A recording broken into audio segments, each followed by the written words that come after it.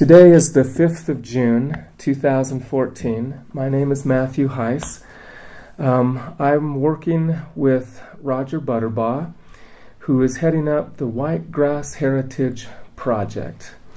And today I'm recording an interview with Judith Schmitt, who was here from 1955 to 1960, and then later in the 70s and 80s. We are in Whitegrass in the Hammond cabin, and I'm thrilled to be talking with you. And just a little bit of context. Now here I'm breaking my own rule, but it was almost a year ago that Bill Slaughter and I were here in this very cabin, and we met you when you were talking to Roger. And that's right. How this whole project started. That's what brought us together. That was the spark that started the whole thing. So I think it's only fitting that you're the first person that we interview as part of this Heritage Project. This is very exciting. Good. Listen, before we talk about Whitegrass, why don't you tell me a little bit about where you were born and raised, and tell me about the family that you were raised in. Okay. Well, I was born about 35 miles west of Philadephia, Pennsylvania, in Pottstown, Pennsylvania. My grandfather was a math professor at a boys' hill school, and my mother was a housewife, and family was very important to us. I did have a nanny who, she was wonderful. She was my second mother. Yeah. And of course, this was before the war. World War II, we moved to Marion, Pennsylvania, which is, I think, about a half an hour outside of Philadelphia. And I just grew up sort of loving Roy Rogers and Gene Autry and the West, you know, and I wasn't the cowboy, I was always the horse. Okay. So that followed a pattern all through grade school, junior high school. I was very horse-oriented, rode every horse I could find. Did your family have horses, or would you have to go out and... Yeah, my dad had horses growing up, and then he showed gaited horses for a while, and after he got married in his mid-30s, that was one passion he gave up. And then he was called into service during the war. So I just grew up with a love of horses, and I know that came from my father. Yeah. And then I was always very artistically bent, and went to the Museum School of Art in Philadephia and took all my academic classes at the University of Pennsylvania. Wow. So my first major was fine art, and then at the university I had a minor in psychology. So that was quite a combination. What years did you go to the university? 1955 through 59. Okay. Yeah. All right. And when you say I have this artistic bent, describe that a little bit more. Is it painting? Is it sculpture? Is it photography? Is it music? Well, I thought I wanted to be an illustrator, but when I got into art school, I realized that my talents were fairly limited. I mean, we had some fabulous people there. So my second love was photography. And I was in a photography class for 3 years with 6 other guys. Wow. Yeah. The only woman? The only woman, yeah. So I graduated with a degree in photography. Awesome. Yeah, and did some work around Philadelphia, did a little freelancing. But when I graduated from high school, my dad said, and my mother had passed away. She passed away in 1953. So, and my sister was married, so she was gone. So it was just my dad and me. And he said, "You can have a car, or you could take a trip." And I took the trip. And where was the trip to? The trip was to Wyoming and the Whitegrass Ranch. Now, that is interesting. Tell me, first of all, why did you choose the trip over the car? That's kind of an interesting, why you would make that choice. Yeah, because I think most kids would have picked the car. But I still, I guess I just had this love affair in my head with the West. Okay. And that was my dream, was to come west. And So and everybody was surprised too that I didn't pick a car. Mm-hmm. But in Philadelphia you have got wonderful transportation, Yeah. and why should I drive in and out of Philadelphia? And then I lived in Philadelphia for my sophomore year through my senior year. So there really was no reason to have a car, Yeah. but there was a lot of reason to come west and see what fancies I had really dreamed up and see what reality was really like out here. I want to explore that in great detail, but first of all, had you ever been west before? Was this your first time to go like west of the Mississippi or even west of Pennsylvania? The only place west of Philadelphia was Ohio, Okay. where my father's parents lived, right outside of Cleveland. So no, America just wasn't that mobile back in those days. So it was a rare trip that we took outside of Pennsylvania, except to go to the New Jersey shore every summer. And that's East Coast. Yes, East Coast. Yeah. So whose idea was it to send you to Whitegrass? Was that your idea, or did your dad know about this place and suggest it to you? He made this my trip. Okay. So all he asked is, what state do you want to go to? And I said, Wyoming. Because you have Thunderhead and my friend Flicka, and they all took place in Wyoming. Okay. So what he suggested, and I did this, I wrote to Cheyenne, to the Chamber of Commerce, and they sent us about, oh my word, I couldn't tell you how many places that you could make reservations on a dude ranch.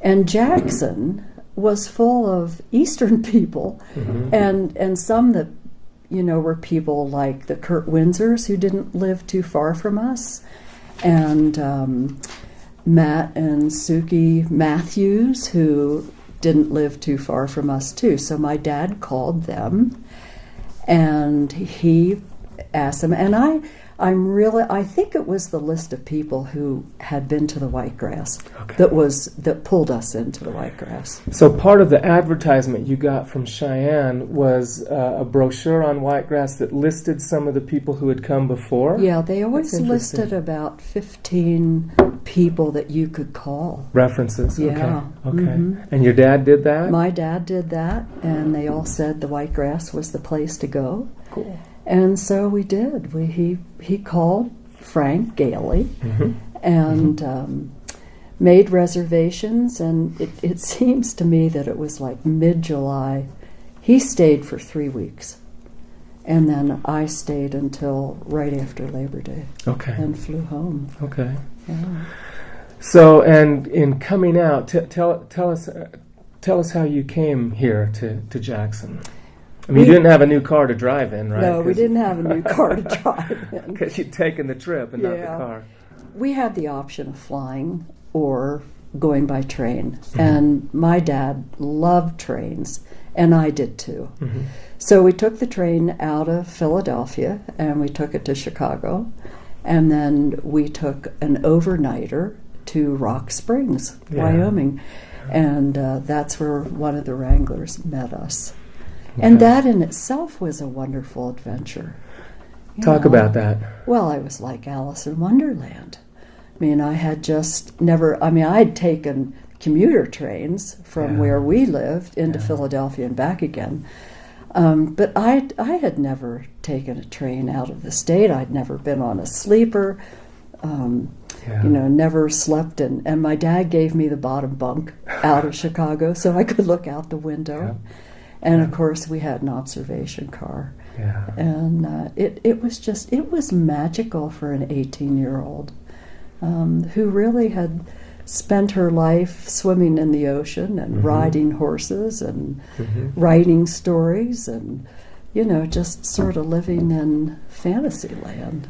And also being in civilization. I mean, Philadelphia was a big city back then. Skyscrapers, traffic, lots of cars, lots of pavement. Yeah. All of a sudden you're out here in the West. Talk about your reaction to the landscape, to the environment, seeing these mountains for the first time. Well, we didn't see the Tetons until the next morning because we got in, I think it was probably was right at dusk when we were picked up. So we got to the ranch in the dark, and of course you just have no idea what's going on or where you are, or there are a lot of stars in the sky, and a lot of yelling and horsing around at the ranch. and so you were glad to get in your cabin and just sort of settle down. But seeing the bareness once we hit, particularly Wyoming and around Rock Springs, oh my gosh! No trees, no grass. It was really pretty barren, except for occasional cow that you saw grazing around. And I think that really struck me, was the barrenness, and oh my gosh, what have we gotten ourselves into? Didn't look like the brochure, that's for sure. Yeah, so it was such and Chicago was such a great place too. Yeah. And it was smaller than Philadelphia, and we walked all over the place. I mean, it was just great. Yeah. So all, the changing landscape was so different, say, for a young girl. Yeah. So it was quite an experience to come out here. So one of the things I'd like to ask you about comes actually from the first part, the first stanza of your poem, where you talk about the train ride and getting off the train and seeing the cowboy dressed in black. Did you come out here with sort of romantic notions of the West? And well, first talk about that. And is this totally accurate, or is this a little bit like... That is totally accurate. Okay, that is awesome. My dad got off the train first, and then I got off, and I saw a cowboy slouched against where you go in for your train tickets and pick up your baggage and whatnot. And he was all dressed in black with a black cowboy hat, black boots, just the whole 9 yards. And I looked at him and I thought, oh my gosh, there's a cowboy. And it was Ben Norman. And he had been sent down from Jackson, it's about a 3-hour ride, to Rock Springs to pick us up. And he did. He said, howdy, ma'am. Well, naive Eastern girl going, oh my gosh, this is a real cowboy. And he was from Norman, Oklahoma. Okay. So that was, he was the real thing. Wow. Yeah. That is great. Yeah. That's great. So let's talk a little bit about what you would do at the White Grass Dude Ranch. What are some of the activities? So you get up in the morning and, well, first of all, let's talk about the food. The food was very good. We had a cook named Allyn, and I honestly can't remember her last name. But they would ring the bell about 7, and for the dudes, breakfast was at 8. And you could order pancakes, waffles, any kind of egg. So it was very nice. Okay. And Allyn was a wonderful cook. She just was marvelous. And she was here through most of my working years at White Grass. Okay. And then I'll never forget the first time I went down to the corral, and George Clover, the head wrangler, met us. And my dad got a big black horse called Coon. Couldn't do that today. No. And my first horse was a black mare called Spade. And she, that was a dream come true too. And George was very good. He fit a saddle. He just didn't throw you on any old Western saddle. They had a lot of old Western saddles, the high cantles and pummels, but we both got pretty good saddles. And then we go out for a morning ride with 6 or 8 other people with a wrangler, and I think Ben was our first wrangler. And then you would come back, have a little free time, have lunch, and I think the help ate around 11:30. We ate about 12:30. And then there was sort of a rest period. We went out on rides, I think it was about 1:32. And they were about 2 hours. And then they always asked you, once you'd been acclimated to the ranch, do you want to go on a picnic? And they would take us up to Phelps Lake, Death Canyon. So, of course, we always said yes. And we got to know some lovely people that first summer, and my dad stayed in contact with some of them. He never came back to the ranch. Okay. But when he left, I wanted to stay, of course, and so I did. Yeah. And his parting comments were, "Don't forget to come home."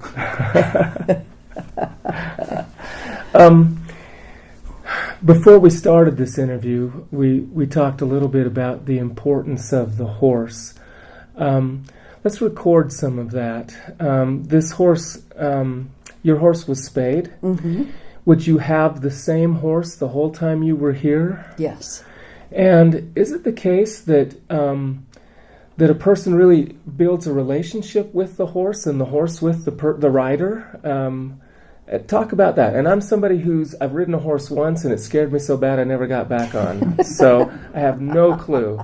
But talk about the central nature of the horse here on the Dude Ranch. Well, of course, I think that's one of the primary purposes. The kids love the ranch so much, is because they could ride horses.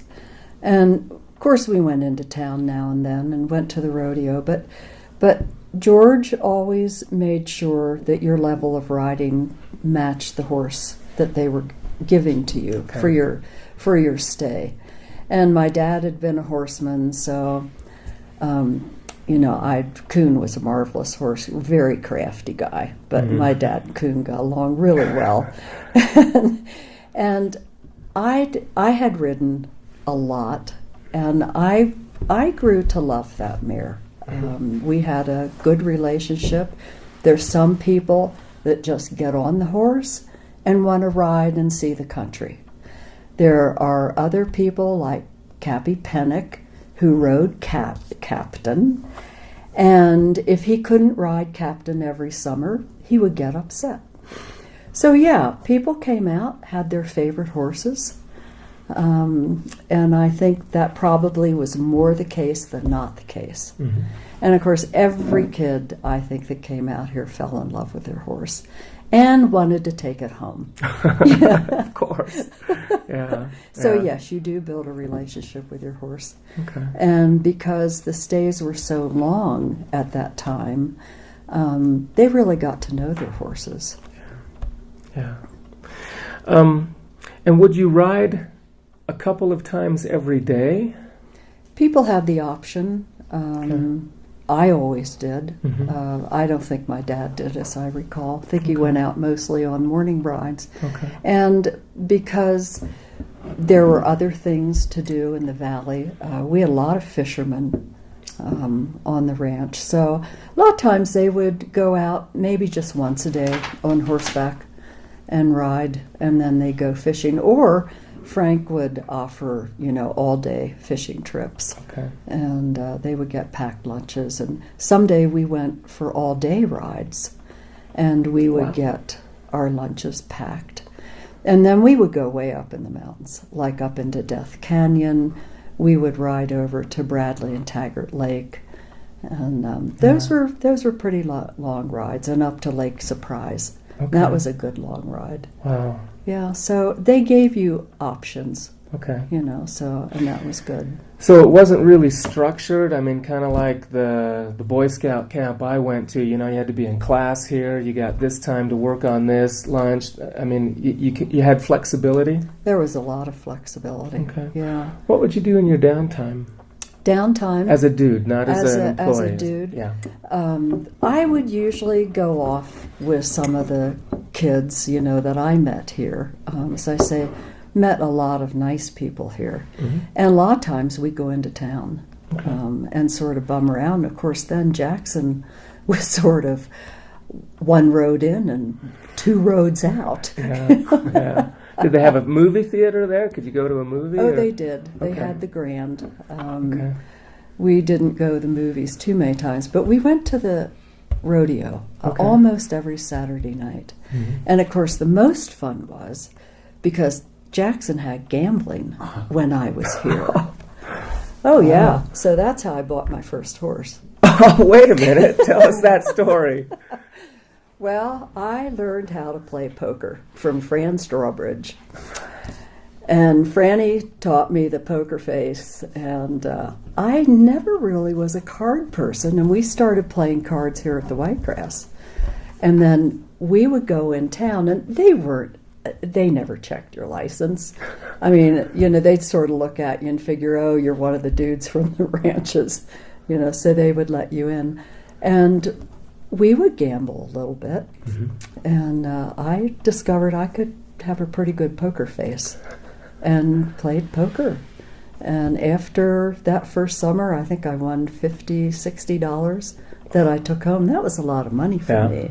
Yeah. And saved all those silver dollars in a big sock. Oh, my gosh. Yeah, kept it in my drawer. Yeah. And then the second summer when I came out and worked as a waitress, I also played craps. And can you win at that? I mean, you can win at that. Okay. If you play with the house.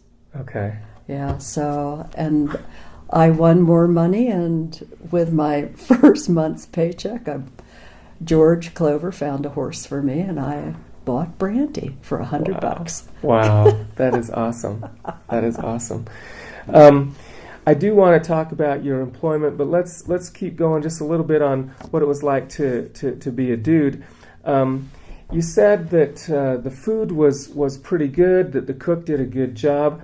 Would you eat all together as a family? I guess what I'm looking for is, you talked about making friends with the kids, but what about the notion of a community? When you're on vacation in a place like this, sort of isolated, it would seem to me it might be pretty easy to form relationships and build a sense of extended family. Talk about that.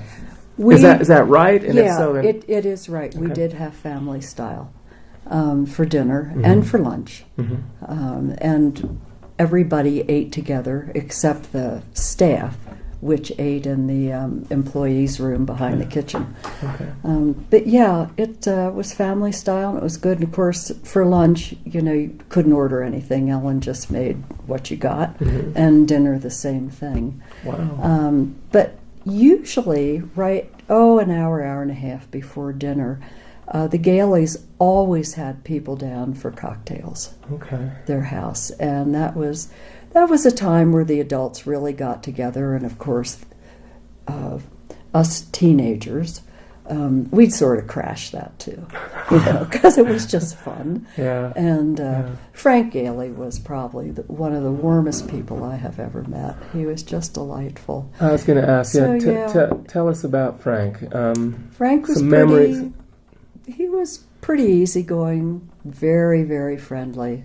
Loved to play polo on Sundays, and he would get people from other ranches, usually the Wranglers. They'd all play polo together.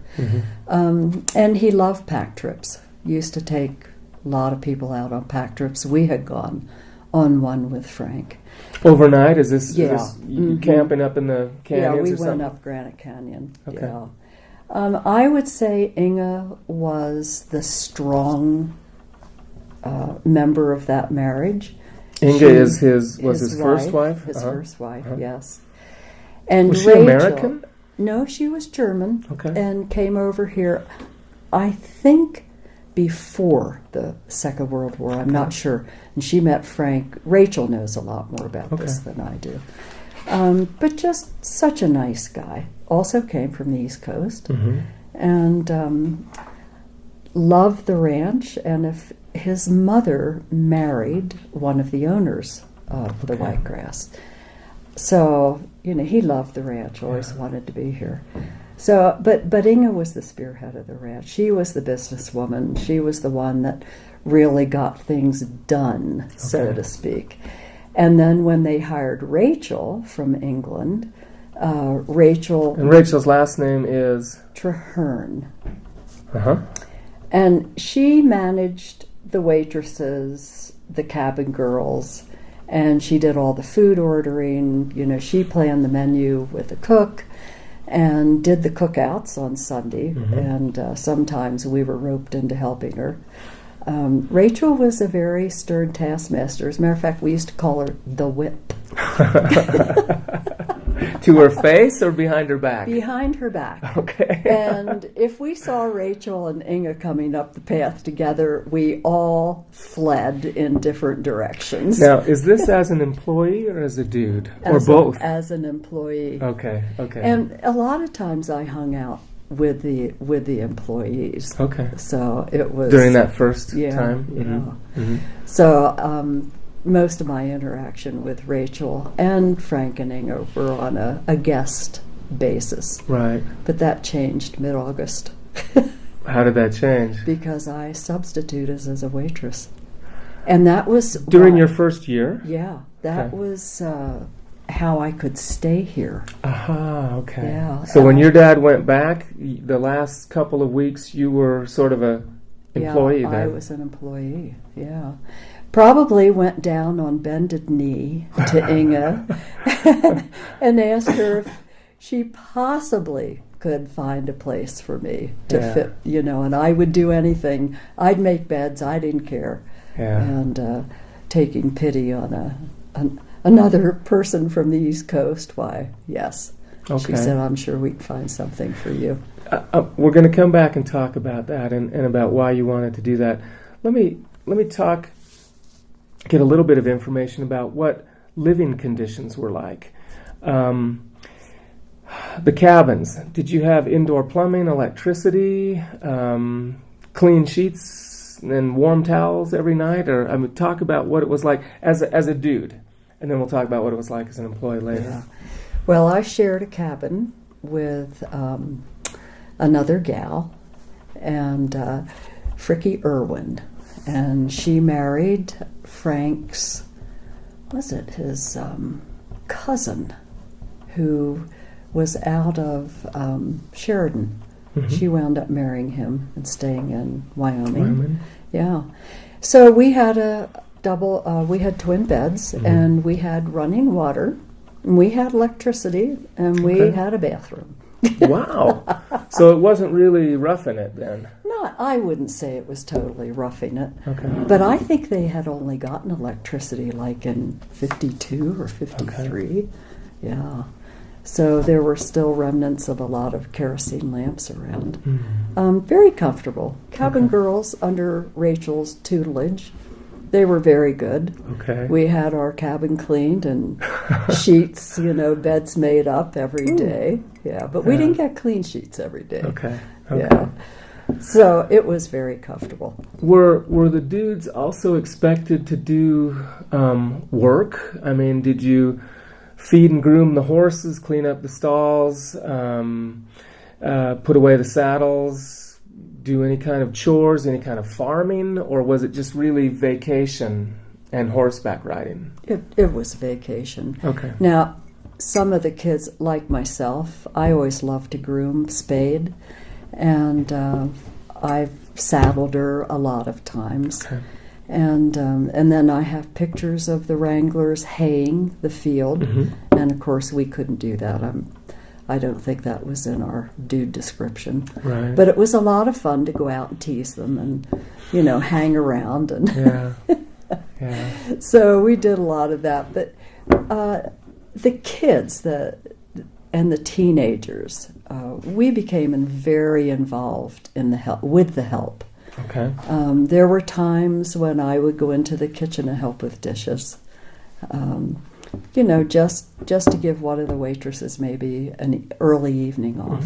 Mm-hmm. And Inga and Rachel were fine with that. Okay. Yeah, so we were close to them. And at night, most of us would get together in the main cabin, help, and dudes alike. And do what? What was that like? Well, somebody play the piano, somebody would be singing, people would just come in, they'd go into the card room, play cards, or ping pong table was always up. Okay. And had a sort of a library. It wasn't a very big one. Mm-hmm. But there was a lot of camaraderie. in the evening. Some people went into Jackson. We would usually go in maybe Friday, Saturday night to the rodeo. Mm-hmm. But for the most part, we stayed on the ranch. Now, we would go to, say, like the Barbie Sea for cookouts. That's another dude ranch, right? Yeah, that was across the valley. Okay. And down to the Arlesies, and one of our favorite stops was Dornan's. Mm-hmm. We go over there sometimes for lunch. Mm-hmm. But I would say most of the time was spent here on the ranch. Okay. Yeah. Talk about, you said that you and the wranglers, the staff, got along well. Was it the case that the wranglers treated the dudes well, or did you ever feel like, oh, they're kind of condescending? Here we are, these big tough Western guys, and these weak Eastern people come in, and they're afraid of mosquitoes and snakes and stuff like that. I mean, talk about the dynamics of the relationship between the two. As a dude, they were marvelous. Okay. But you have to realize that when I first came out in 1955, the three wranglers were going to Princeton University, and we're all from around Philadelphia. So you're not really having the real cowboy experience. Ben Norman, as I say, he was from Oklahoma, and George Clover, our head wrangler, he was born and raised in the West. Okay. And his wife, Elise, was from Philadelphia. Oh my gosh. So there were a lot of Philadelphians out here. But okay. yeah, I'm sure George at times just could tear his hair out with the university boys. Yeah, wow. That's interesting. So what about other... how would you get into Jackson? Did this place have a bus? Would you ride horses into town, or were there enough cars that people just pile in and go? People would pile in cars and go. Okay. And we'd sort of all get together and cram ourselves in. And there was always a car. Okay. Somebody always had a car to drive. All right. Like Ben had his own car. And Rachel would come in sometimes, and the Galeys would go in. We'd all hitch a ride from somebody. Okay. There were a few dudes that would have a car, but not too many. So it was always sort of catch as catch can. Yeah. Okay. All right. As you got together with the other dude ranches, would you kind of compare notes and say, hey, at Whitegrass, the food's like this, or the guys are like this, or the wranglers are better looking than these, or anything like that? No, it was just great fun to get together. Yeah. Okay. And sometimes we would ride down to the Arlesies and bug them, or they'd ride up here to the Whitegrass. But when we would get together, it was just always fun, and share what was going on, and it's a lot of times the help would get together at night. We used to play games, and that was always fun. Board games, hide and go seek, night games.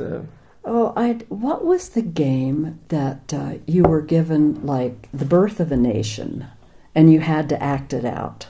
Oh yeah, charades. Charades, yes. Yeah. You asked Fran Strawbridge about charades and Birth of a Nation.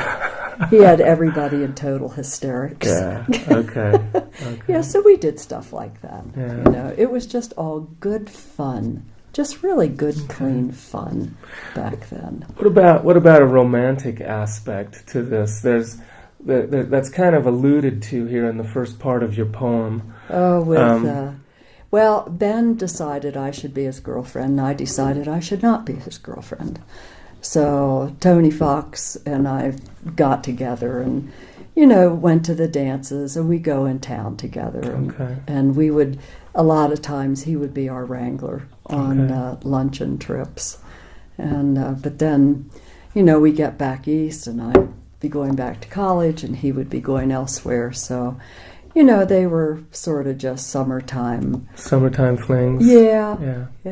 And, nothing really serious. Okay. But it was just, I don't quite know how to describe it, but for me, I was too interested in horses, and I never really had boyfriends. And so to be out here and, not having to worry if my hair was perfectly combed, or I don't wear makeup, or, Tony didn't care. Nobody cared. So was that kind of liberating? Oh, totally. To be out of society and some of the societal norms and just be able to live? Oh, yeah. It was wonderful. I didn't care if my blue jeans were dirty or, it was a great feeling. It was very liberating for an 18-year-old. Yeah. Oh. What was it that made you want to stay, and where you begged Inga and Rachel if you could do something to stay? Well, I fell in love with the country, I think, number one. It was all I ever expected. Okay. I mean, I still haven't gotten over looking at the Tetons. Yeah. This place, how long have you lived here now? We've lived here 23 years. Okay. Yeah. Never get tired of those gray rocks outside our window. Yeah. To me, this was just magic. It was a dream come true since I'd been a little girl. Mm. And, of course, fell in love with my mare. Mm-hmm. She was probably one of the most important things on the ranch. Mm-hmm. I'd never had a horse that I could really say, well, gee, I'm going to have her to ride every day. Mm-hmm. And then the next year she had a baby. So I had another horse that, of course, I fell in love with. Yeah. But the ranch just was everything that I had dreamed of. Mm-hmm. And it truly changed my life. Let's talk about that now. How? I always thought as a kid, and even all through high school before I ever got out west, that I would not stay in Philadephia or probably the East Coast. Mm-hmm. That I had hoped and dreamed that I would move west.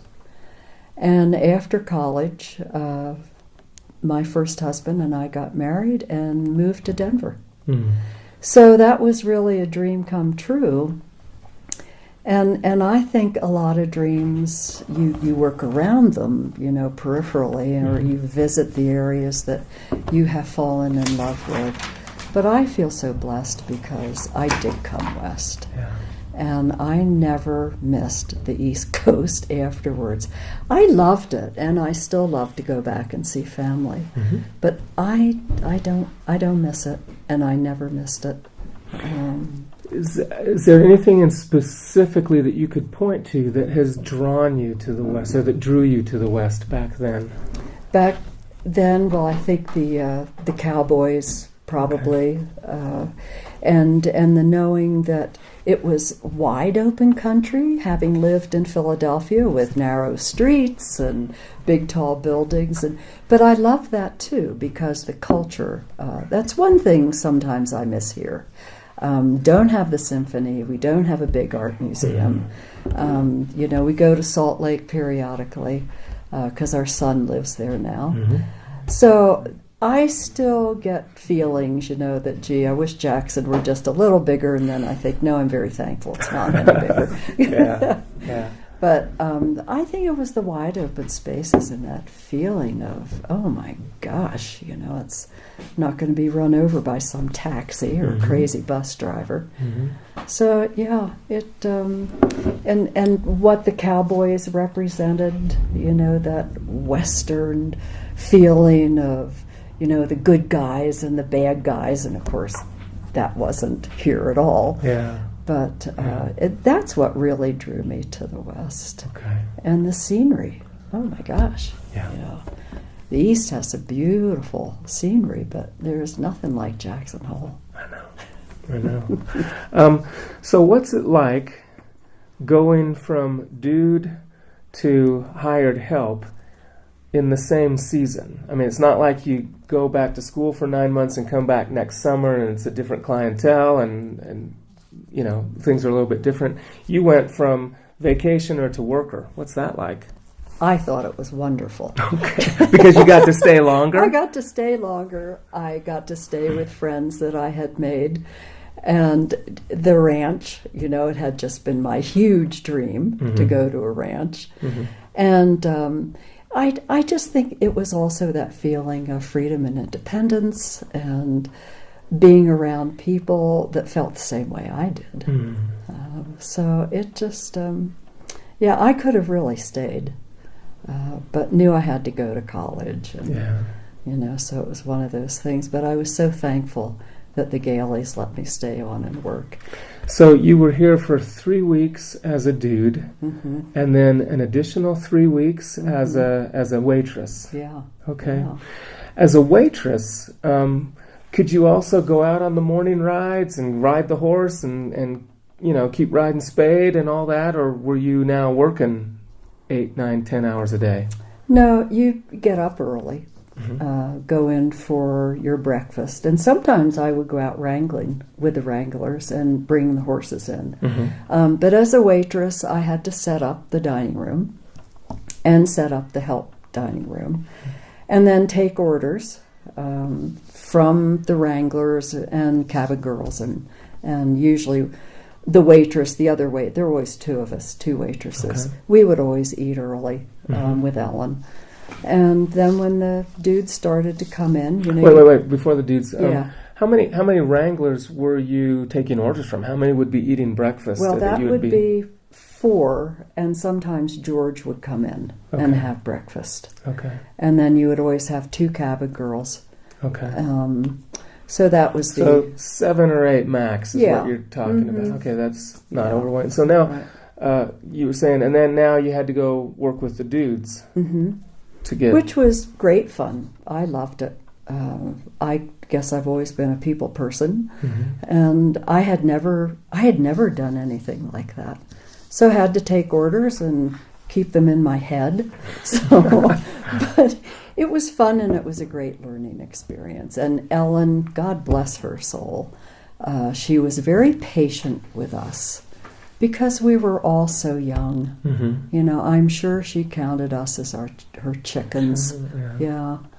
So I thoroughly enjoyed it. It was just great fun. You were taking orders, you were delivering food, and you were cleaning up afterwards. Were you also doing the dishes afterwards? Oh, yes. So it's the whole, taking care of the whole meal except everything but the cooking. Yeah. Okay. Yeah. And we had about an hour and a half or 2 hours. Waitresses had less time, less downtime than the cabin girls did. Okay.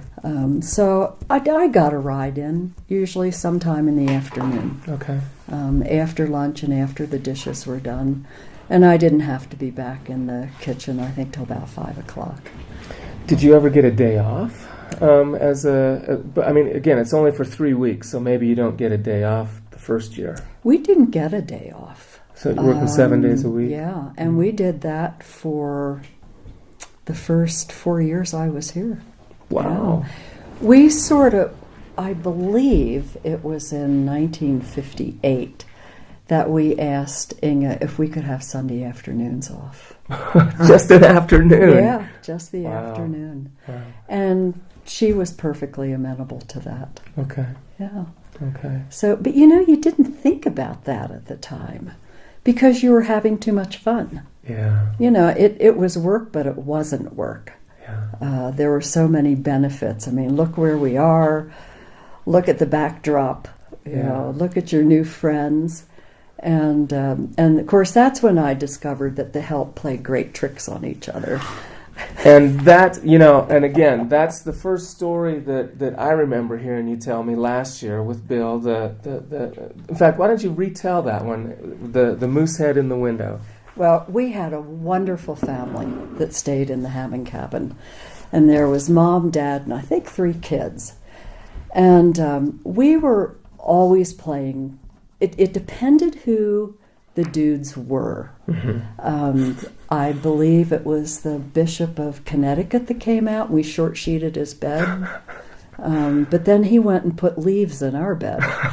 So, you know, so you'd sort of have to feel these people out a little bit. But this one particular family, they were delightful. And the kids were... Do you remember their names? You know, I can't. But I'll bet Rachel can remember their names. Go ahead. We decided it was in the evening, and the kids were just young and very impressionable. And we had a bear scare. So Frank said everybody in their cabins before dark. So this was right at dusk. And I can't remember why, but the Wranglers decided that this family was the perfect family to do a trick on. So they got the big moose head down from the main cabin, and we all trucked over here, and their window was open, and the two Wranglers stuck the moose head in, and one of the kids said, "Oh, look, Mommy, can we feed it a cookie?" I don't know if Inga and Rachel really appreciated that, but we did stuff like that to them, and they loved it. Yeah. They just loved it. So, and we dressed up one of the dudes one time as a jockey on Big Coon and led him in front of the main cabin. And they were all for this. Most of them were really all for it.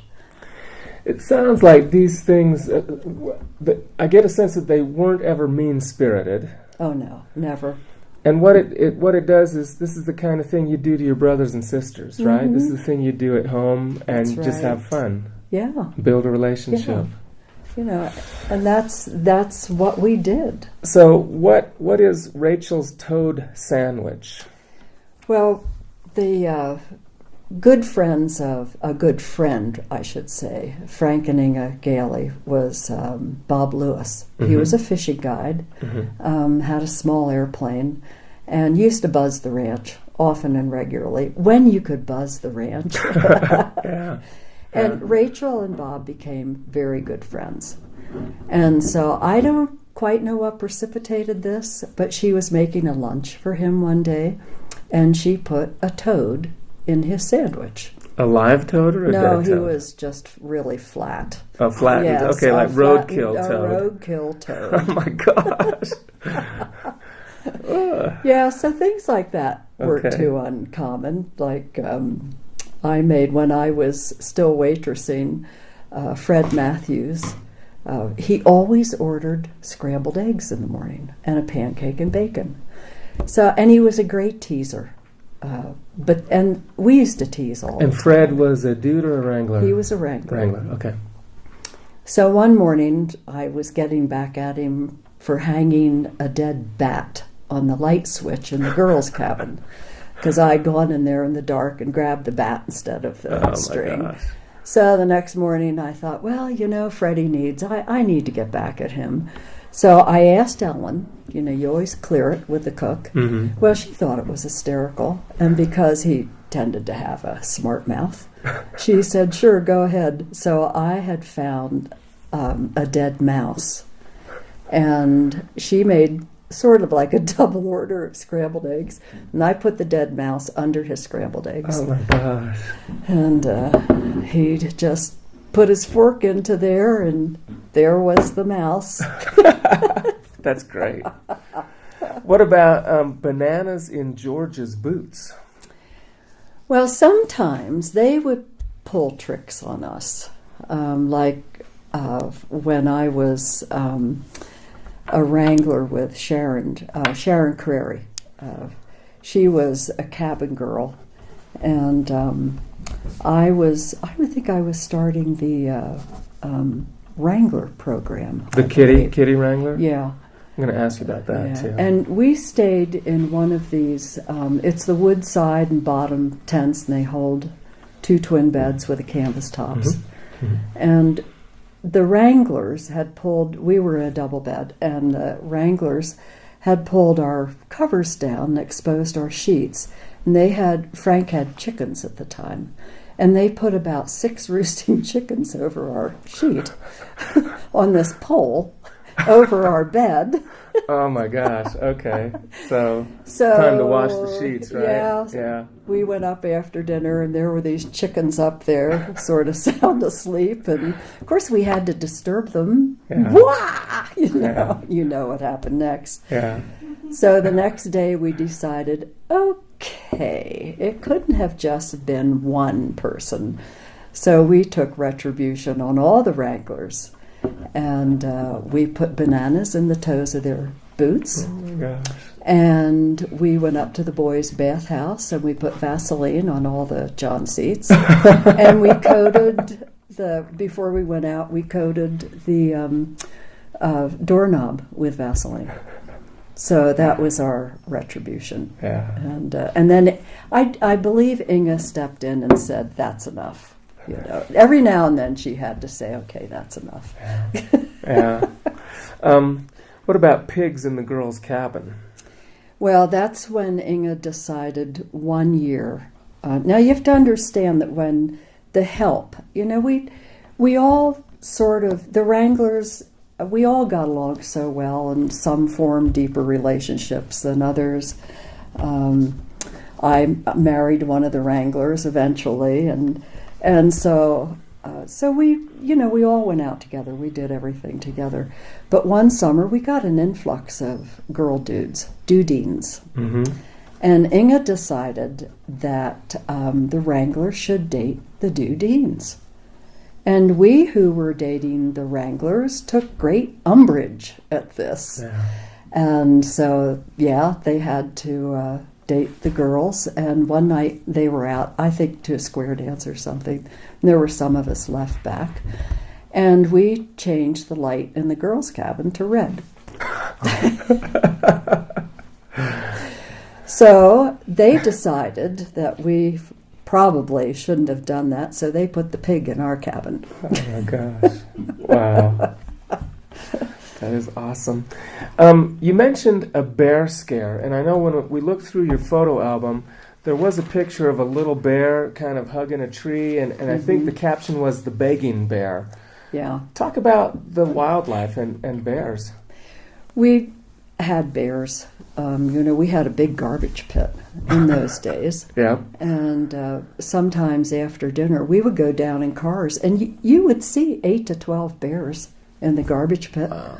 Yeah, and that's actually where you have the road coming up to the main ranch now. Okay. But that was known as the dump road. Mm-hmm. So we were starting to get a lot of bears around the cabins, and I have no idea why, but this one little bear, he probably had just been kicked out from the nest. And he discovered that the cook would get angry with him. This was after Allyn. And he would throw day-old rolls at him to keep him out of the kitchen. Well, hey, this is free dinner, free lunch, you know. Yeah. And Frank tried to tell you don't do that because you're encouraging the bear to stay around. And that's when I took a picture of him up the tree. But we had a mother and a couple cubs on the west side of the ranch, and they were around for quite a while.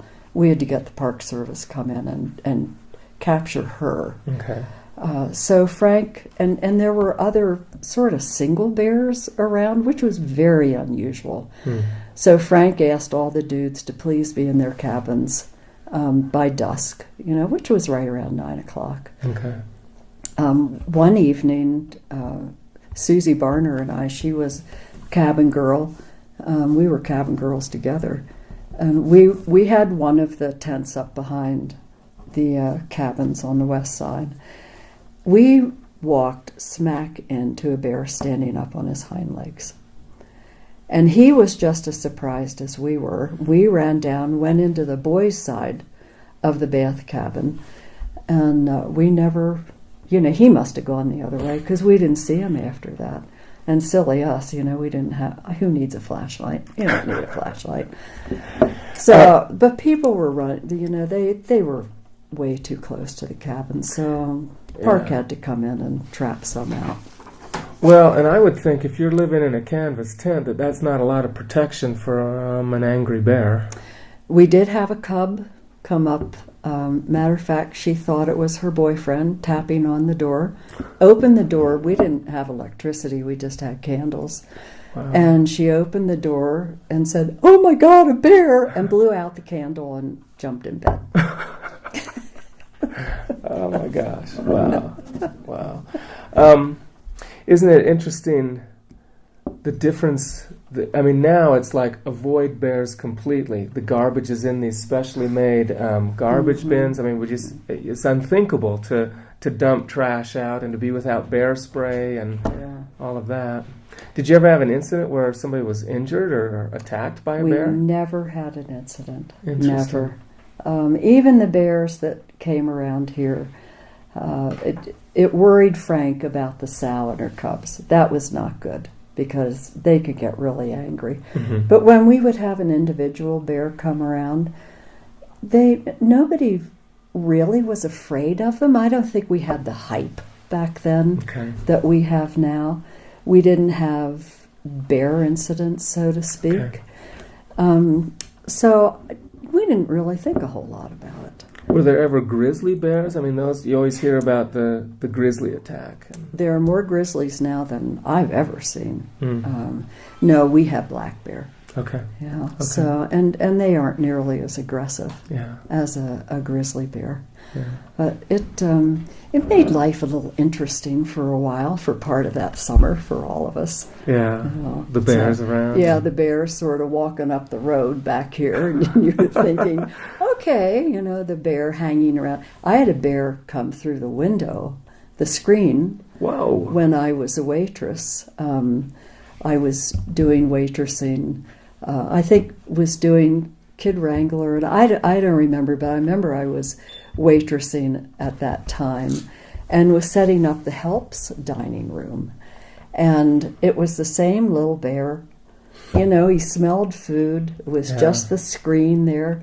And he came right in through the window, walked across the helps dining table. I dropped the plates, went screaming through the kitchen, and went out to Frank and said, "Frank, there is a bear in the kitchen." Wow. And and the cook at that time started to throw the rolls at him, and Frank just ushered him out the back door. So that's great. I want to ask a general question, then I want to talk about the next 4 years that you came back. Was there like a hierarchy among the staff? I mean, were you at the top of the pecking order if you were the cook or a wrangler, and at the bottom if you were a cabin girl, or was there kind of an egalitarian sense of, we're all just here to help? Pretty much all here to help, but you always pay deference to the cook. Okay. Even Rachel worked with the cook to order the food, work out menus, and we all, sort of, she was the special person. And she could raise havoc with you if she wanted to. Yeah, so no, there was never hierarchy. Okay. We were all on equal plane, just loved the place, loved the dudes for the most part. And what happens if you got a bad dude?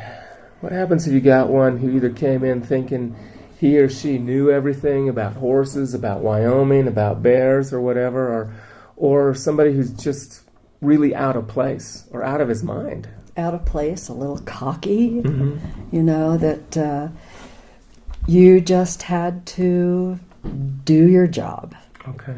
Be very nice to them, crab at Rachel or crab at Inga or the head wrangler, or the head wrangler, would roll their eyes, try and give them. We had one dude who came in who thought she was just cat's meow on a horse, and fell off and wound up breaking, I can't remember, her arm, bad concussion, because she was galloping her horse back to the ranch. Mm-hmm. Well, you don't do that. Mm-hmm. You walk back to the ranch. Mm-hmm. So the horse thought it was great fun, I'm sure. And she got thrown. Yeah. So we had the occasional dude that was a little standoffish or, sort of was out on the edges, but we always tried to include them and be nice to them. Okay.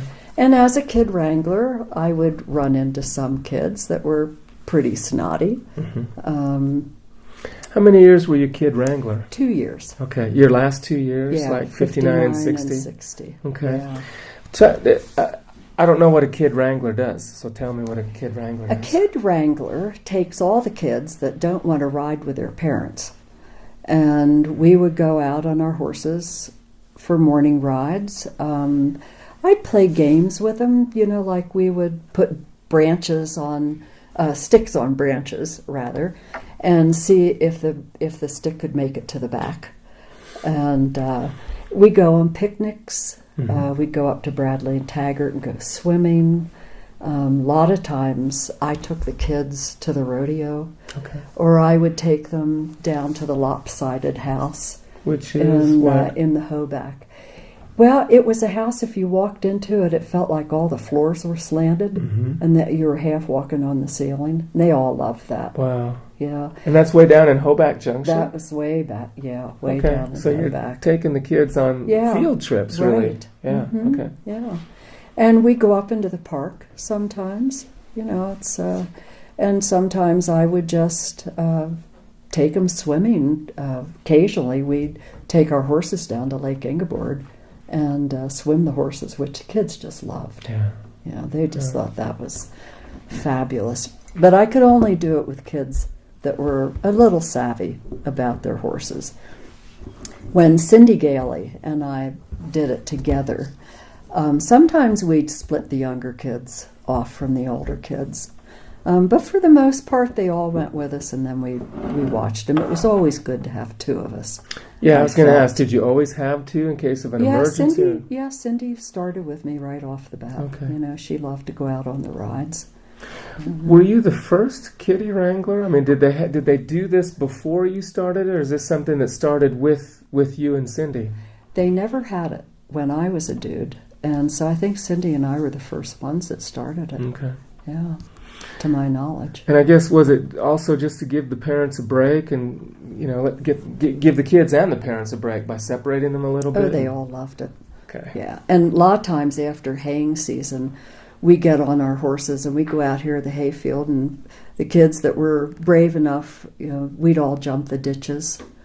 Which means on the horse? Yeah. Okay, okay. Yeah, and they loved to do that. Yeah. That was great fun. And the better riders, I would let them do it bareback. It's a great way to teach a kid how to ride a horse, actually. You raise an interesting thing, and maybe I should have asked you as when we were talking about you as a dude, but is there a certain kind of learning that happens? Does a dude, and especially a young one, gain kind of a self-confidence coming out to this kind of experience as opposed to going to Disneyland or just to the beach or something like that? I think so. I was pretty much of a loner as a kid, very involved, with, as I say, any horse I could ride on my grandparents' farm, or I worked sometimes at a riding stable and would get a horse to ride now and then. But I didn't have a lot of friends. Two really good girlfriends was really about all I had through high school. So I did a lot on my own. And coming out to the ranch, I know I blossomed. And got a lot of not that I was didn't have a lot of self-confidence, because I always liked people. But I think I really grew in my own self-confidence that I could handle myself with a whole group of people, which really helped me when I went to college. So that was very key for me. For those last 3 weeks that you worked here, going from dude to employee, did you get paid, or was your pay just room and board? It was room and board. Okay. Yeah, I would have stayed in a tent if I had to. I'd have slept on the ground or up on the hayloft. Yeah. So what about coming back the next year? How did you arrange to come back 4 more years? Generally, when the help before they left, we would, if we knew we weren't going anywhere with families that following summer, we would ask Frank and Inga if we could come back and work. Okay. And so actually, other than Sharon Carreri was only here 1 year as a cabin girl, and Franny was here just, I think, 2 years, Franny Strawbridge. But the rest of us, we really were quite a crew for about 3 years, 4 years. So that's how that worked. And then sometimes, like I knew a gal I was going to college with, and that was Susie Barner, and she came out with me. And you invited her out and said, yeah, great summer job. Yeah, and she called Inge and got the job. And so that's how a lot of people were hired. Okay. As employees, so for the next 4 years, were you paid, or was it also... Yes. Okay. Yeah. We were paid, and we also got... a lot of the families would pay us a tip at the end of their stay. Let's talk about salary. I'm kind of interested to know salaries back in the late 1950s. Were you paid by the hour? Were you paid by the season? And what was your pay? It was $200 a month. Okay. And then we got whatever tips. And actually all the tips were put in a big pile. And subdivided? And then subdivided between us. Yeah. So $200 a month. Again, I don't have much of a concept. Is that a decent salary for a college kid? Well, for me it was. Okay. Yeah. Okay. So I had $600 to take for most of the school year because my dad paid for school and my books. Yeah. And then I would, I paid for my clothes and, all the other stuff that I spent on food and, things of that nature. So when you came back, did you come back as a waitress again, or did you come back as a cabin girl and you did kitty wrangler? I mean, talk about the work that you did when you came back. I came back as a waitress, okay. And I came as soon as I could get it. I flew out that first summer. Okay. I mean, college was over, say, on Monday, and I was out by Friday. Where do you fly into? You fly into Salt Lake. Okay. And then you would take Frontier Airlines from Salt Lake to Jackson. Okay. And I think, the runway, I'm not sure it wasn't still dirt back in those times. Yeah. Yeah, but it was very small, 2-engine plane. Yeah. And because I came out early, was usually right after Memorial Day, then that was when we opened all the cabins. Mm-hmm. So we had to wash down the logs, get the beds made, just clean up the entire place. Yeah. The worst place to clean, of course, was the big main cabin. Because of its size? Its size. There was a lot to do. Clean up the kitchen, And Rachel was always here early, too, which was great. Did you come early all 4 years? Mm-hmm. Okay. Couldn't keep away, right? Couldn't keep away. Yeah. And, sometimes it'd still be snowing. Mud season. I soon learned what mud season was all about. What's mud season? Mud season is rain and snow, and you literally can be up to your ankles in mud. Yeah. How do you keep the cabins clean in mud season? Well, you take your shoes off. Yeah. Okay. And now and then we take a hose and hose the inside of the cabins. Okay. Get them clean. And now and then you would disturb the bats that were in the cabins. Yeah. And one of the wranglers would have to come and stuff something in their holes. Yeah. But we had bats fly on our shoulders sometimes. Wow. And, one gal who had never experienced anything like that had a bat land on her back and ran screaming out of the cabin. We kept saying, "Stop, wait!" Yeah. Wow. Yeah. So those were fun and. New people that were here, that was the time when you really got to know other workers that had not been here. Mm-hmm. So that was a time of closeness we all developed. What about the return customers? I've read a little bit that people would come year after year. In fact, you did as an adult with your so, and you would continue that relationship as cabin girl or kitty wrangler. Yeah, the Windsors came every year. The Matthews came, Cappy Pennick and his wife and son. They were here for years, and I think even years after Jay and I got married. Okay. But and it was wonderful because you knew them, you knew the families. It was just a wonderful get together again. And I was telling you before. a lot of those people wanted their horses. Yeah, you mentioned that. Yes. That relationship between the horse and the... Mm-hmm. During the fall, winter, and spring, when you're not here, would you write letters to these people? Would you maintain that relationship? If you're in the Philadephia area, would you get together and kind of reminisce? Or would you only see each other during that summer period here at the ranch? We used to get together for parties.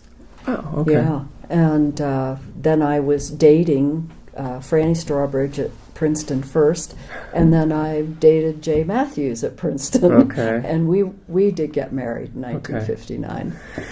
And then 1960 was your last year here as an Yeah. employee, Yeah. because you were married and then it was time to move on with life. Yeah. Okay, Yeah. all right. So let's jump ahead, new topic, and talk about you coming back with your family as dudes once again. And first of all, tell us a little bit about your children. I don't even know how many children you have. Well, Jay and I have 2 girls. Uh-huh. I hate to tell you their ages. One is 52 and the other is 49. And grandmother to 7 great kids. Beautiful. And I blended, Jay and I departed departed each other in 1976. Okay. So we've been married since 59. Yeah. So a little over 15 years. And Ed, my husband, has a son, so we're a blended family. Wow. But while Jay and I were married, we came up right after Lynn was born, our first daughter. Okay. Yeah, she was 3 months old when I first brought her up here. And it was very different being a dude with a family. Describe the differences. Well, I didn't know the people that worked here. The kids were all different.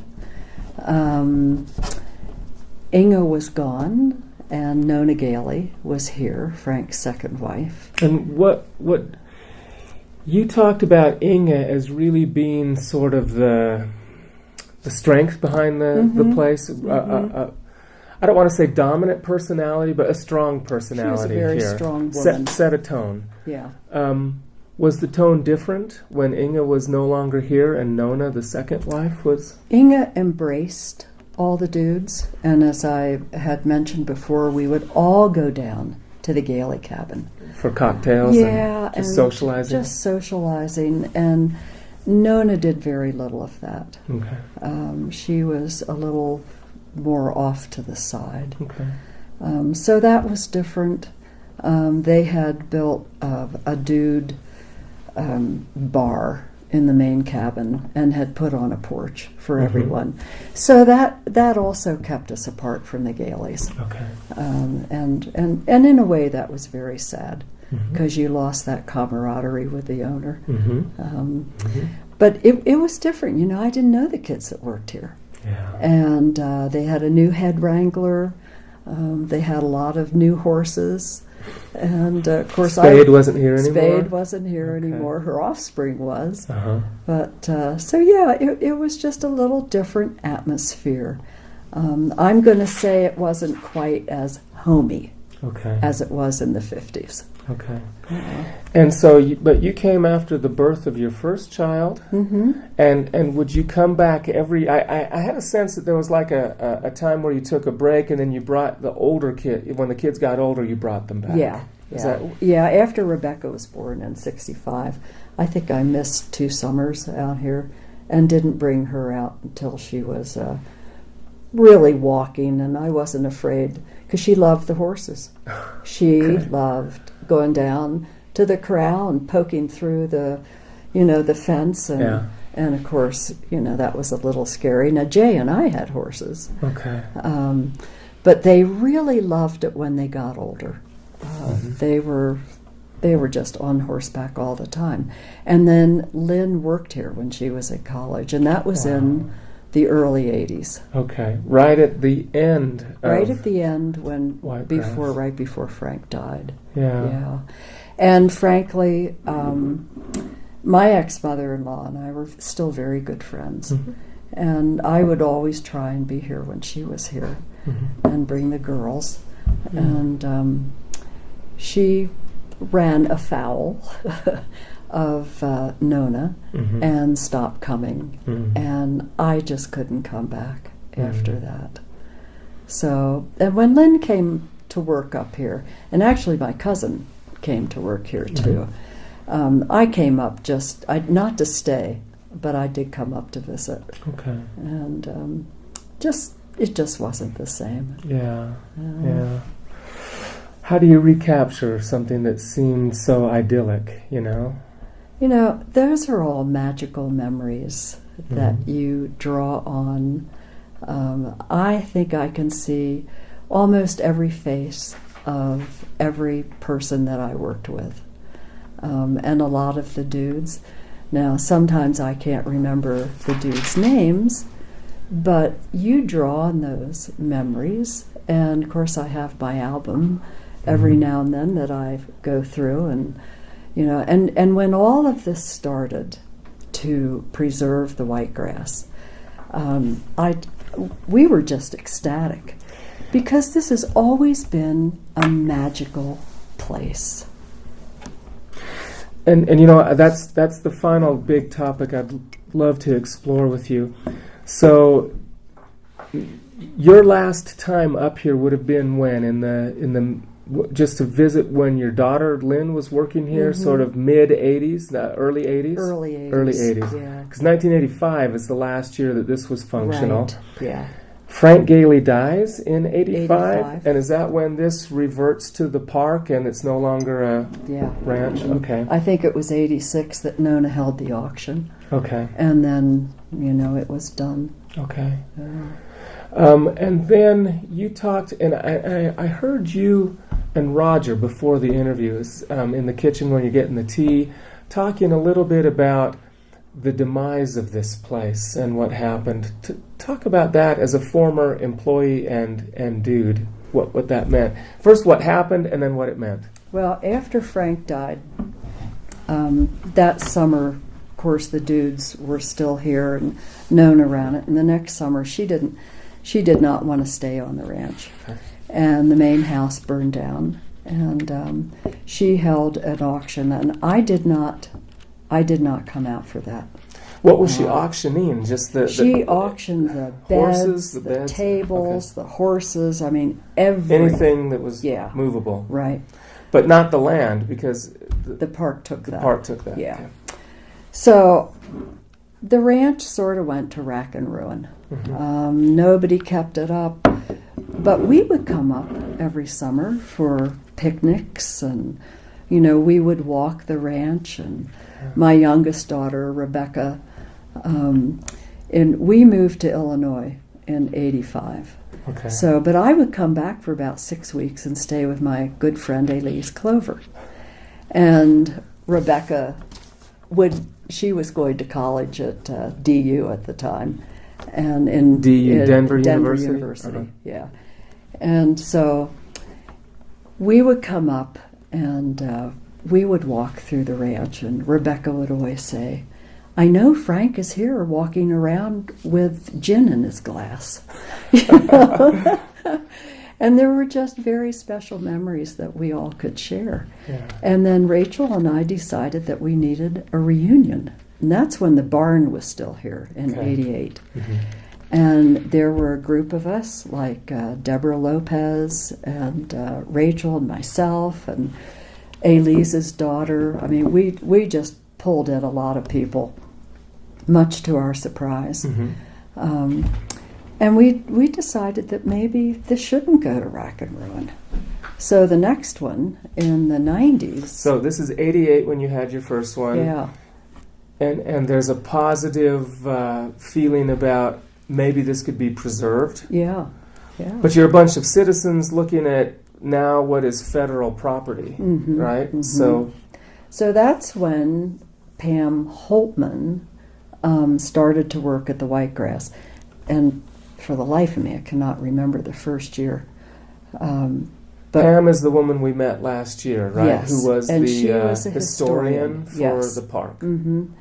And somehow Rachel got hold of Pam, and we talked this over. Pam got hold of Barbara Paul in Denver, and it's sort of... Who's Barbara Paul? She is the historical...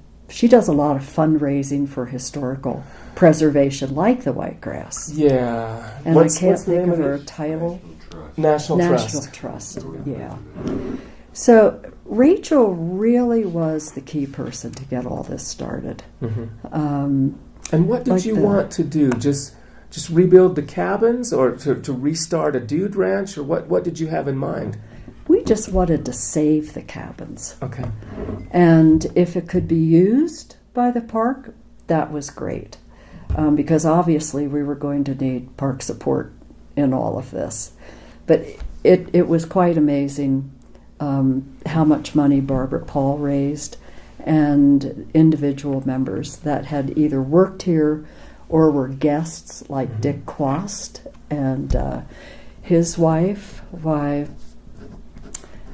they really chipped in and gave and saw this ranch that it should be preserved. It was part of Jackson's history. Mm-hmm. And we had a superintendent who tried to undermine all that history. A park superintendent? Mm-hmm. And was his approach to just let it go back to nature and let everything... Oh, yeah. Just trees and bushes. Yeah, and take down all the buck fences and let the buildings fall down, mm-hmm. and the heck with what Jackson used to be. Mm-hmm. He wanted it like it was before anybody came into the valley, I guess. Yeah. But there was just a small group of people that said, yes, let's really try and save this ranch. So the ball got rolling, and it took a while, mm-hmm. But the park was behind it, and it was so exciting. This cabin was the first one that we could come back into, mm-hmm. really, mm-hmm. and all get together and have a barbecue and whatnot. But Barb Paul gave a luncheon. Oh golly, must have been around early 2000, I think. I know Rachel remembers. She has a memory like a trap door. We had a luncheon, and we had it very carefully in the main cabin. And, when you say carefully, is it because the place was not safe to be in? Well, it was a little tricky. The floors were a little uneven, and you had to be careful where you walked. But they had the builders came in, and said, "Well, it's okay. You can have some people in here." But Rachel and I had. The park had copied a lot of my pictures, mm-hmm. and they had big, boards like that up on the wall full of mostly my pictures from mm-hmm. the 50s. And Rachel and I stood in front of them and cried. Mm-hmm. It's the first time we'd been in the main cabin, I think, since the probably mid-70s. Mm-hmm. Yeah, so that was such a special time. And we knew then that this was going to fly. We didn't know how many cabins could be restored, but we knew the ranch was going to be saved, part of it anyway. Yeah. And Norman and Carol Hoffley had taken the barn at that time from a kid who took the barn down because the superintendent said he was going to bulldoze it down if somebody didn't take it down. And they restored it, and it's on their property. And I've heard it's out in Wilson, right? So and we've held a lot of our barbecues down there. Out in the barn. Yeah, potlucks, I should say. Yeah. So that was wonderful. Tell me how you felt, and this is you singular, but also you speaking for the group that really feels the desire to preserve this place when it became the Western Center for Historical Preservation. How does that make you feel? I'm hoping that the Whitegrass Ranch can be a model for other ranches or other historical sites, that we can show the public, the parks, whoever is involved, that this is a possibility and this can be done. Mm-hmm. And it preserves history. Mm-hmm. It's our heritage. Yeah. It's my kids' heritage. It's my grandchildren's heritage. Yeah, that's right. And we all love it.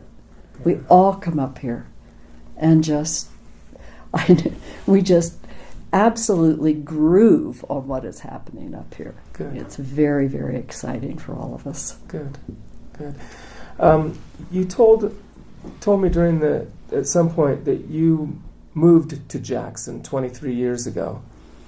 What brought you to? You were living in Denver or Illinois? Yeah, my second husband and he was involved with zoos, Uh-huh. so he had been curator of the Denver Zoo, Mm-hmm. and he was offered an associate position at the Brookfield Zoo outside of Chicago, Mm-hmm. associate director, and he was doing work internationally. Like working with China, getting their pandas Mm-hmm. program in order, going to Russia, helping them get their zoo in order, and particularly their reptile exhibit. Yeah. He was in and out of Australia for 3 years, Wow. putting the Melbourne Zoo together. Wow. So when he came back from Australia, he'd been in the zoo business for like 27, 28 years. And he just felt it was time. It was at a time when politics were really bad in the zoo business. And they weren't hiring zoo people. They were hiring more fundraising people, Mm-hmm. people that had no background in zoos at all, no background with animal management. Yeah. So he felt it was time to move on. And I knew the gentleman who owned Grand Teton Photo. And still being a photo nut, and I was doing sort of photography on the side, Uh-huh. I called Francis Warziniak and said, "Do you still want to sell your store?" And he said, "Sure." And we ran a mini lab and the store, and then I ran Jackson Hole Custom Color Lab, where we did custom work and big negative stuff. Okay. Are these like portraits? Is this like corporate photography, aerial? No, the color lab was all pro stuff. Oh. Photographers would come into the valley. That's and, right. yeah, we would develop their slide film, their 4x5s, Yeah. medium format film. The kind of stuff that they sell there on the street, right, at the galleries? Yes, Right. yeah, we would do that. We did some of Tom Mangelson's work. Wow. And Henry Holdsworth, who has a lovely studio here. Mm-hmm. And then our mini lab served people off the street. You know, we did 1 hour photo developing, 2 yeah. hour, whatever, and the store. Okay. Yeah, so that was fun. So why did you choose Jackson? Because the business was here, or because Whitegrass? I would say it was an opportunity to get back to a place where I loved and that Ed had learned to love. Okay. And because he wasn't really sure, I sort of was hoping he would go into consulting, but he'd so had it with the zoo business at that point. And I said, well, Francis wants to sell his store. He said, fine, let's do it. Wow, what a husband. That's great. Yeah. And then my daughter and her husband took over the store in the early 2000s. And then along came digital, and we decided, we weren't going to invest a lot of money in new equipment, so we got out of it. Okay. Yeah. Okay, but you stayed. We stayed, yes. Do you stay in the winter? Oh, we stay in the winter. Yeah. You're not snowbirds? No. Okay. No, we stay full time. I love the winter. Do cross-country skiing, see my horse every day, bug him. Yeah. Sometimes get on him now and then. My granddaughter goes to see you in Colorado. She comes up and rides him, and Okay. she's another horse nut. Okay. So listen, before I ask my last question, I guess two things. Is there anything important that we haven't discussed where you're sitting there saying, why doesn't he ask about this? I got a great story. I got a great... Anything in your mind that needs to be recorded? I think touching on that this place still holds magic for me 59 years later is really probably the most maybe important thing for me, that I was able to stay in touch with this place, and it still holds the magic and the connection to people that I've met and people who've passed away, and just all the beautiful memories I have of this place. Yeah. It's very important. My children love it. My husband loves it, and I am so blessed in that Ed loves it. Mm-hmm. So yeah, and of course there are a mesquillion stories to tell when I worked here. Yeah. But some of those that I have told you are some of the most outstanding ones. Yeah. Except when we closed the ranch. We had dudes coming, and we overturned drums, the oil drums that we used. And we hung laundry outside of the Galey's house. That's when Inga was still here. And she was up for all that stuff. Uh-huh. And I borrowed George Clover's big old horse and met these. And I believe it wasn't the Windsors. I'm going to have to search a memory here. But the ranch, when you drove up the driveway, looked awful. And of course, we had undone everything, Yeah. Yeah. But I said, the ranch has fallen on hard times, and don't be surprised, what you see when you go in. It was just great fun. And that was one of the better things we did, too. A dude had been out here for many, many years. But no, I think those are the key points we've touched on, and it was just an 18-year-old dream that came true. Well, that sort of was my last question. Is the what you call the magic of the place, and just kind of, I don't know if you want to define it a little bit more or leave it as is, but it seems to me that the magic of the place has to do with the people and the relationships that happen in a place that's a little bit isolated, very much different than the city. And perhaps the natural beauty of the place. So sort of a perfect storm in a positive way. It really is. When I'm feeling stressed, or when I'm feeling I just want to get away from the tourists in Jackson, I come up here. Yeah. And sometimes Ed and I come up here in the evenings and just walk around the cabins. Yeah. And we might bring, a picnic dinner. We haven't done that for a little while, but it's sort of, Whitegrass sometimes is a place of refuge. You can just get away. Jackson has grown so, and not that I don't still love Jackson, because I do, but it's just a place to get away and sort of go back into positive memories. And I think it is a blessing that Roger is here to take care of this ranch, and to see his positive reaction about it. To me, these are all positives, and to keep a place that sometimes I feel I grew up. This is where I really grew up. Yeah. Beautiful. Well, thank you very much. This has been an enjoyable interview. My pleasure. Oh, yeah. I know you as a very spiritual person. And that's something I respect greatly, because I know that you don't just talk about what spirit is about, but you live it. And my question is, if there's ways you can talk about being in Wyoming, being on this ranch,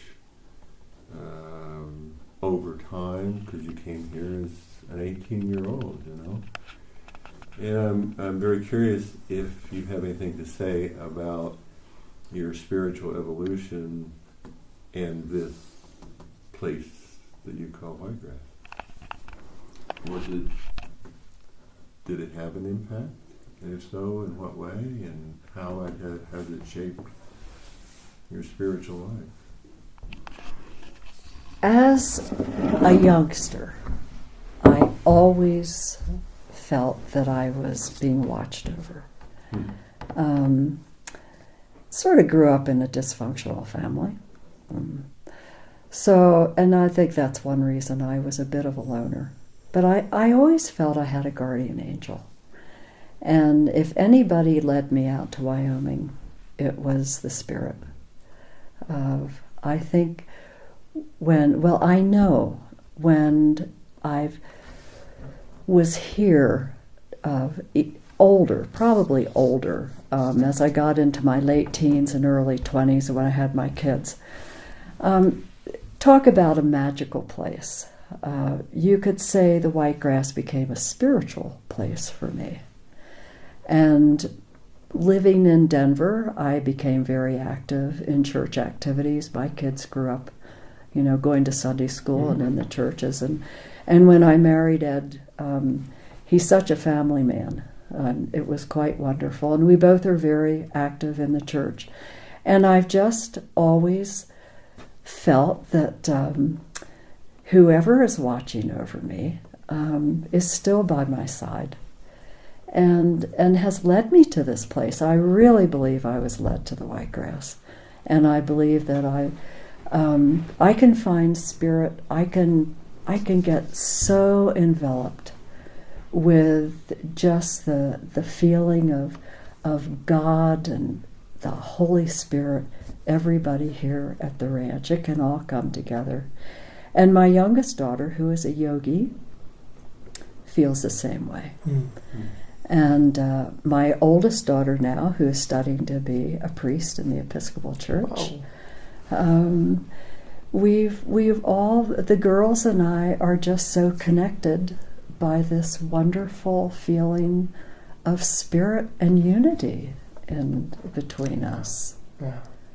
And you could say, this is my spiritual home, has been for a long time. Yeah. And it's Whitegrass. also my magical place. Yeah, the Whitegrass. Yeah. Wow. And are you doing volunteer work here in the park? Roger mentioned that you have something to do with is it the Chapel of Transfiguration? Mm-hmm. Is that out there? What? I'm a lay minister up there. Wow. Yeah. So, matter of fact, I'm up there all summer. For Cool. the 8 and 10 services every Sunday. Okay. Yeah. So, and I'm a Stevens minister at the Episcopal Church. What does Stevens minister? I need to. If somebody is going through divorce, Mhm. if somebody, say, your wife has died, your husband has died, we do one-on-one support Ministering system. kind of. Yes. Yeah. Okay. And I'm also a healer. Wow. Yeah. Laying on of hands. Yeah. Yeah. Yeah. Praying with faith. And Yes. Mm-hmm. Yeah. Awesome. Do you think you would have been that had you not come? Had you taken the car instead of coming to Whitegrass? I don't think so. I really don't. I think I was meant to come to Whitegrass, meant to come to Jackson. Yeah. Yeah. I just think I would have taken off in a different direction. Mm-hmm. It's I look back on that and think, the Lord knows what He's doing. It does. Yeah. Yeah, I believe that. Mm-hmm. Beautiful. Awesome question. Awesome question. Yeah, thank you, Roger. Awesome Yeah. person. Yeah. That's a great way to end this interview. Wow, On a thank you. spiritual high. Thank you very much. This was wonderful.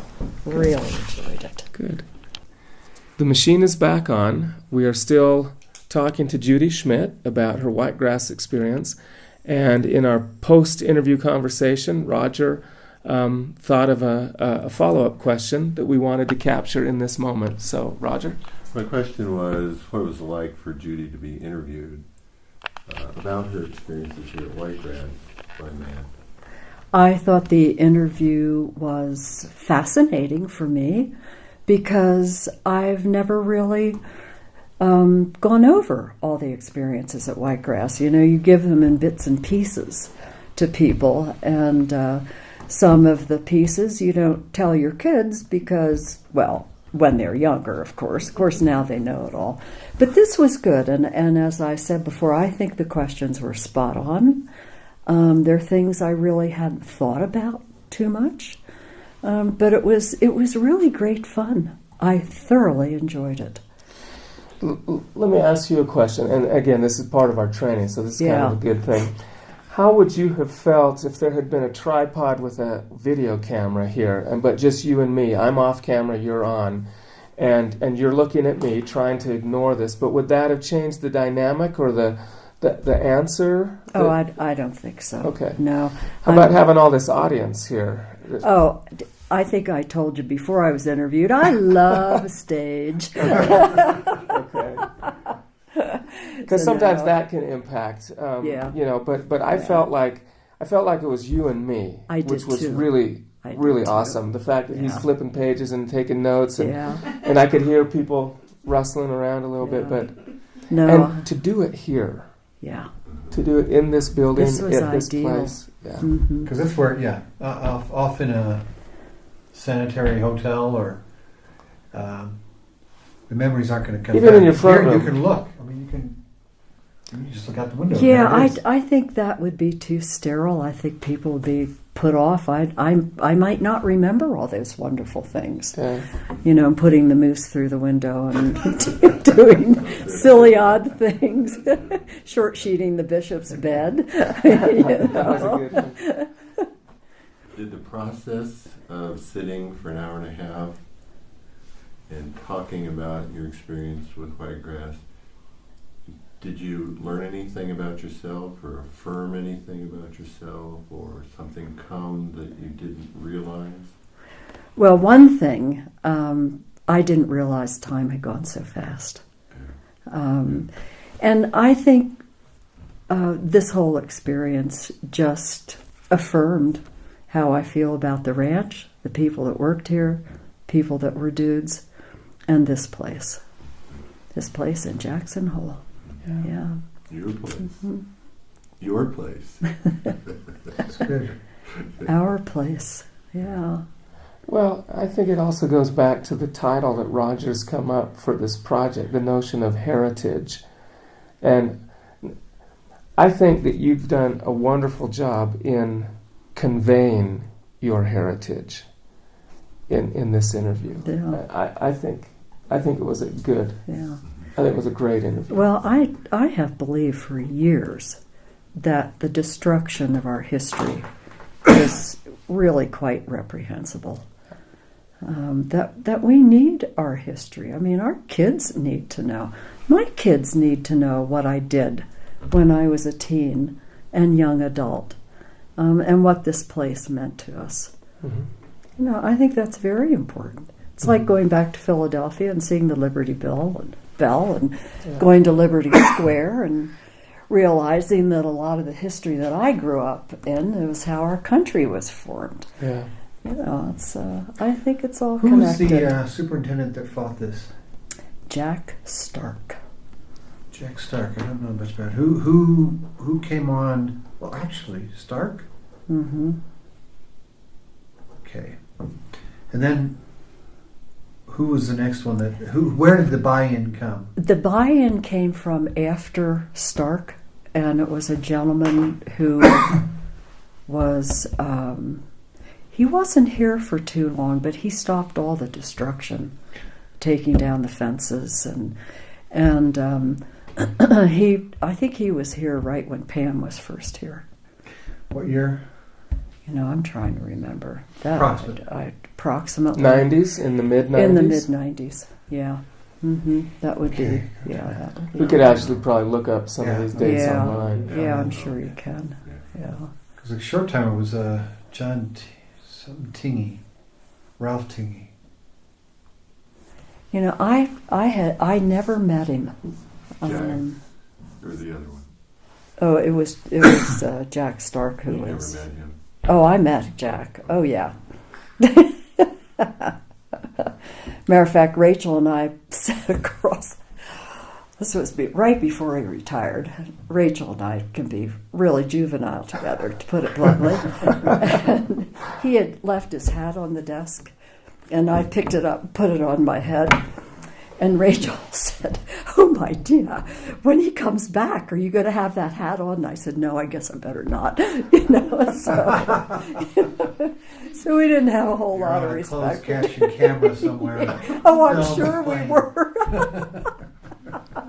I'm sure our conversation was being recorded at the time. Yeah. But, and that's when, because that's when we were asking him if we could have the reunion up here.